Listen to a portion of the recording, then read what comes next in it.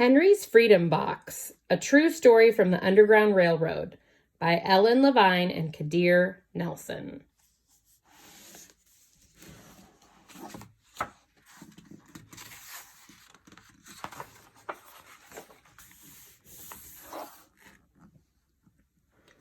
Henry Brown wasn't sure how old he was. Henry was a slave, and slaves weren't allowed to know their birthdays.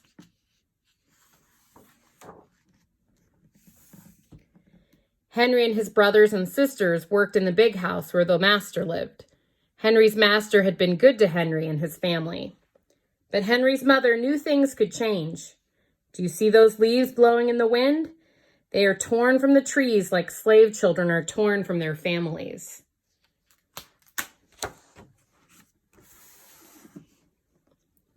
One morning, the master called for Henry and his mother. They climbed the wide staircase. The master lay in bed with only his head above the quilt. He was very ill. He beckoned them to come closer. Some slaves were freed by their owners. Henry's heart beat fast. Maybe the master would set them free. But the master said, "You are a good worker, Henry. I am giving you to my son. You must obey him and never tell a lie." Henry nodded, but he didn't say thank you. That would have been a lie. Later that day, Henry watched a bird soar high above the trees. Free bird, happy bird, Henry thought. Henry said goodbye to his family. He looked across the field. The leaves swirled in the wind. Henry worked in his new master's factory. He was good at his job. "Do not tear that tobacco leaf," the boss yelled at the new boy. He poked the boy with a stick. If you made a mistake, the boss would beat you.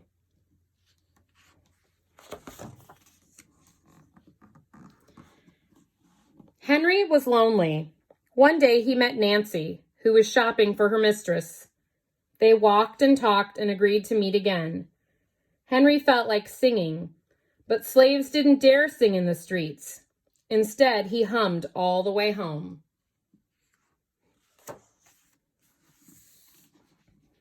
Months later, Henry asked Nancy to be his wife. When both their masters agreed, Henry said Nancy were married. Soon there was a little baby, then another and another. Henry knew they were very lucky.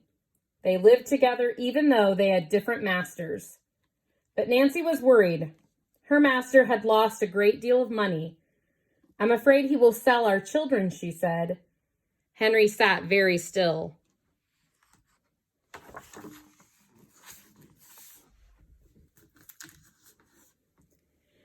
Henry worked hard all morning.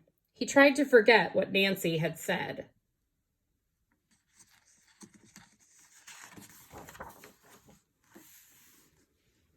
His friend James came into the factory. He whispered to Henry, "Your wife and children were just sold at the slave market." "No," cried Henry. Henry couldn't move. He couldn't think. He couldn't work.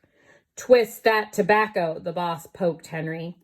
Henry twisted tobacco leaves. His heart twisted in his chest.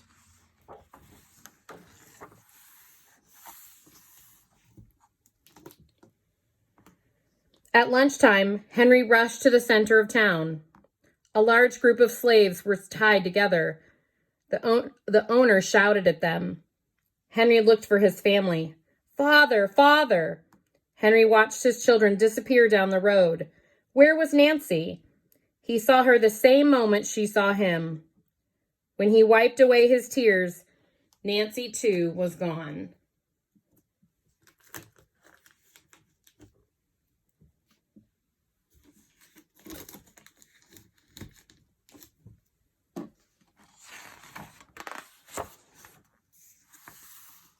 Henry no longer sang. He couldn't hum. He went to work, and at night he ate supper and went to bed. Henry tried to think of happy times, but all he could see were the carts carrying away everyone he loved. Henry knew he would never see his family again. Many weeks passed. One morning, Henry heard singing. A little bird flew out of a tree into the open sky, and Henry thought about being free. But how? As he lifted a crate, he knew the answer. He asked James and Dr. Smith to help him. Dr. Smith was a white man who thought slavery was wrong. They met early the next day at an empty warehouse. Henry arrived with a box. "I will mail myself to a place where there are no slaves," he said. James stared at the box, then at Henry. "What if you cough and someone hears you?" "I will cover my mouth and hope," Henry said. Dr. Smith wrote on the box, "To William H. Johnson, Arch Street, Philadelphia, Pennsylvania." Henry would be delivered to friends in Philadelphia. Then he printed on the crate in big letters, "This side up with care."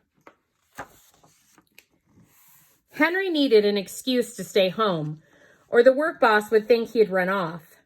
James pointed to Henry's sore finger, but Henry knew it wasn't bad enough.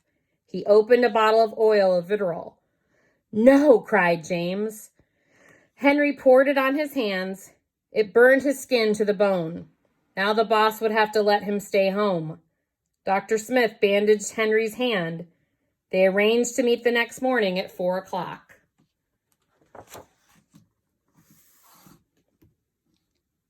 The sun was not yet up when Henry climbed into the box. "Ready?" he said. James nailed down the lid. Dr. Smith and James drove to the station. The railway clerk tipped the box over and nailed a paper to the bottom. Dr. Smith begged the clerks to be careful, but they didn't listen. They threw the box into the baggage car. Hours passed. Henry was lifted up and thrown again, upside down. He heard waves splashing. This must be the steamboat headed for Washington, D.C. The ship rode smoothly, but Henry was still upside down. Blood rushed to his head. His face got hot. His eyes ached. He thought his head would burst, but he was afraid to move. Someone might hear him. "I'm tired of standing," someone said. "Why don't we move that box and sit on it?" said another. Henry held his breath. Could they be talking about his box? Henry was pushed. The box scraped the deck. Now he was on his right side, now on his left, and suddenly right side up. "What do you think is in here?" said the first man. "Mail, I guess," said the other. "I am mail," thought Henry, "but not the kind they imagine." Henry was carried off the steamboat and placed in a railroad car, this time head up. He fell asleep to the rattling song of the train wheels. He awoke to loud knocking. "Henry, are you all right in there?" "All right," he answered. The cover was pried open. Henry stretched and stood up. 4 men smiled at him. "Welcome to Philadelphia." At last, Henry had a birthday. March 30th, 1849, his first day of freedom. And from that day on, he also had a middle name. Everyone called him Henry Box Brown.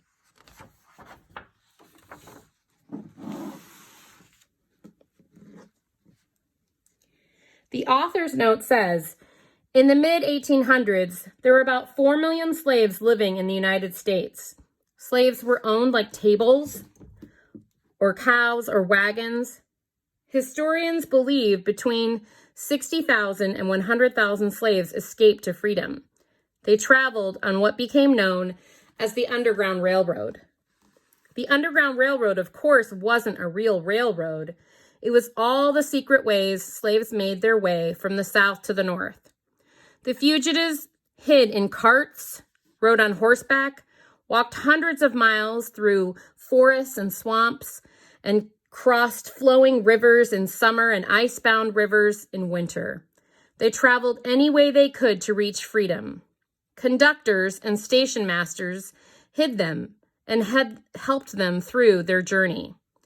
When Henry Brown climbed into his freedom box, he hoped he'd be carried into a safe world. He brought along a small tool to make 6 holes, a little water, and a few biscuits. His only worry was about being caught. Henry arrived safely in Philadelphia, having traveled 350 miles from Richmond, Virginia in 27 hours. His story made newspaper headlines in America and Europe, and Henry Box Brown became one of the most famous runaway slaves on the Underground Railroad, the man who mailed himself to freedom.